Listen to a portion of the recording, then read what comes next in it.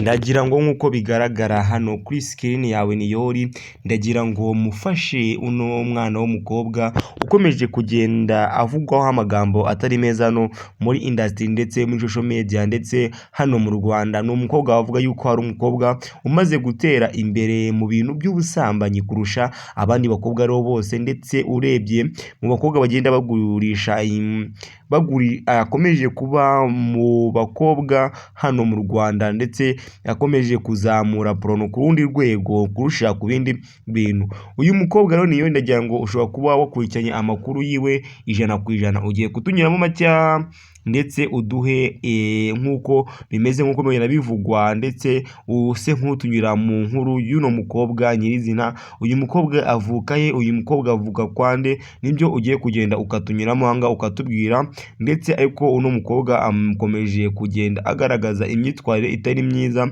ndetse akomeje kuba gusebya umwari nyarwanda.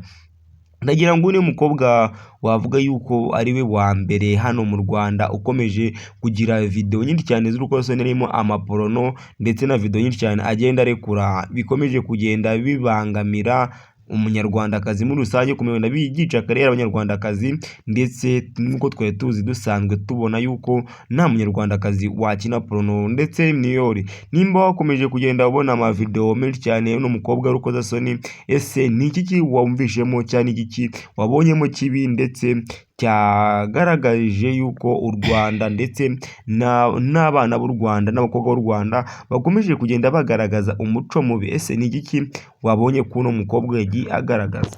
Icyo nakubwira cyo, uyu mukobwa bundi ngo amazina ye ngo yitwa Isimbi Nowela.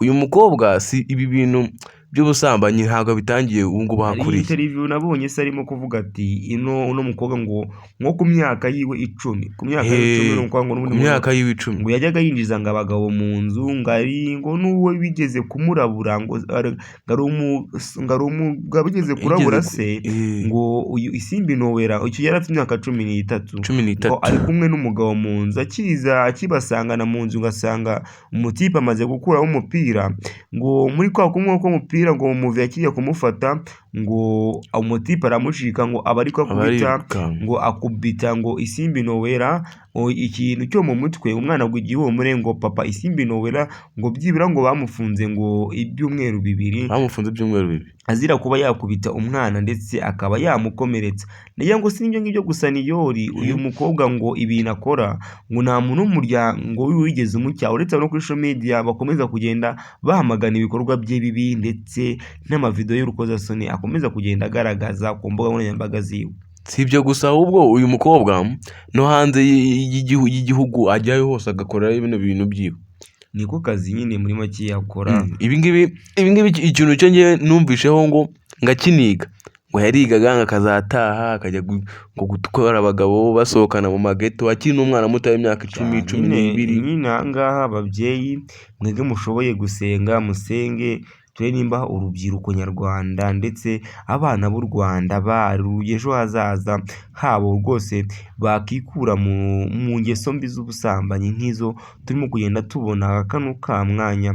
Ndagira ngo ikibazo gikomeje kuba kinini kuruta nako ibintu bimukomeje gufata indi ntera. Ese harabura iki? Ese harabura ubuyobozi? Ese ni iki kibura koko?